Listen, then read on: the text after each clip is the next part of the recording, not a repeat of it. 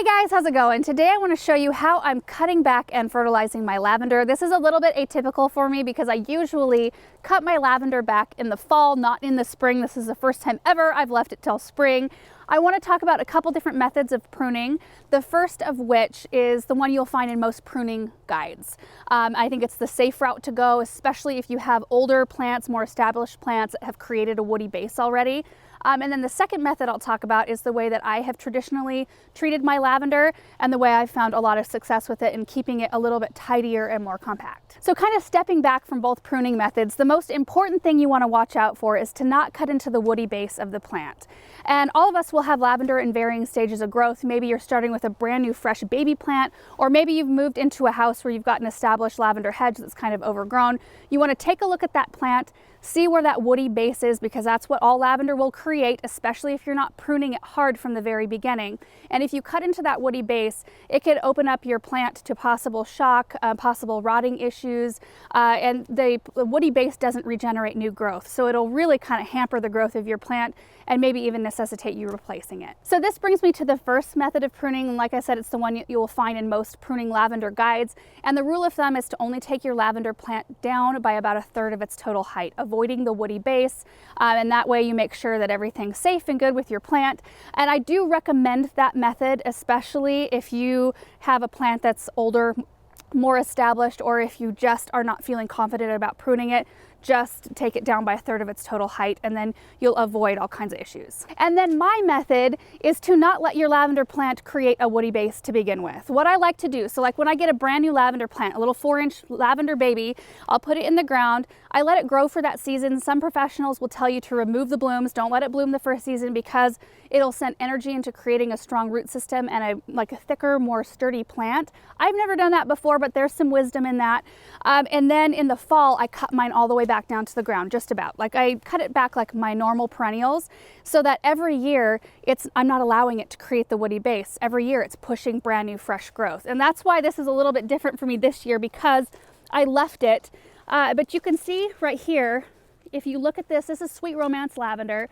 This was all fresh growth last year. So I don't really have a network of really woody stems down here. So I'm still gonna be able to get my lavender pretty tight down to the ground. I'll probably leave it about 4 inches tall or so. And you usually wanna do a little bit more cleanup on the sides than the top. So you'll kind of end up with this kind of dome-ish gumdrop sort of shape. And you could use a couple different things to do this. So I've got my Velcros here. You could use these, which I used to use these for everything. Now I use hedge trimmers a lot more, especially for jobs like this where I don't need to be quite as precise. So if you're using your pruners, let me show you. Like I would just go in and just cut it just about like this. So give you a kind of a visual of what it looks like when it's all done. And if you take a look at these stems, like these stems are still producing growth right here, so we'll get some nice fresh growth this spring. So this is kind of the shape in the end. See how I'm leaving it a little bit taller on the top and tightening up the sides.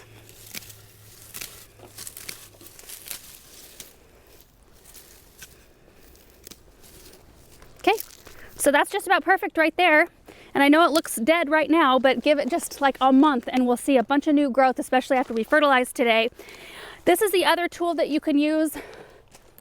This is a battery operated hedge trimmer that I use to cut back everything I possibly can because it does make the jobs a lot quicker. So I'm just gonna go in with the hedge trimmers and clean up the rest of this lavender hedge, and then we'll talk about fertilizing.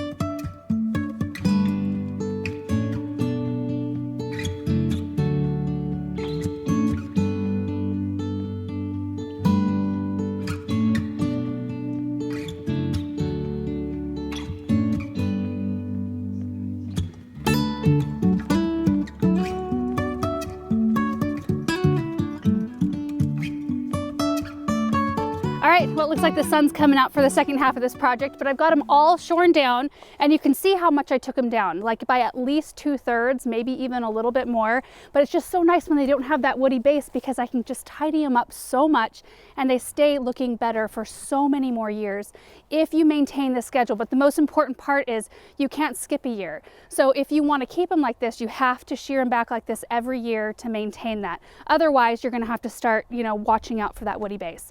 So now we're going to fertilize.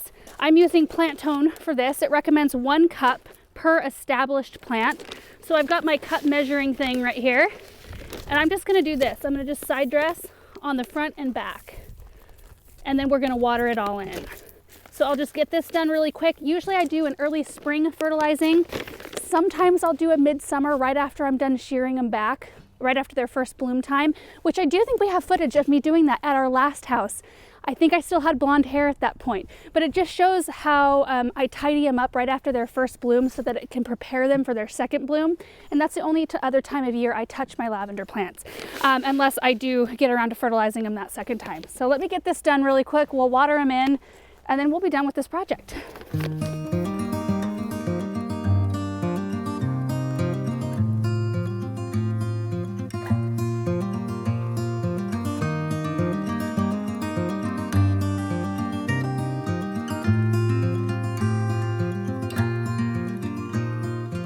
So that's it, you guys. That is how I fertilize and prune my lavender. I hope it was helpful just to see how I do it. I've had a lot of success treating my lavender this way throughout the years.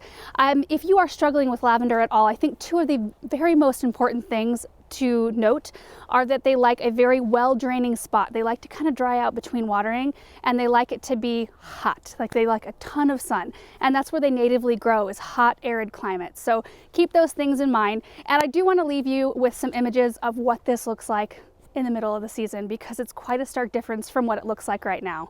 Thank you guys so much for watching, and we'll see you in the next one. Bye.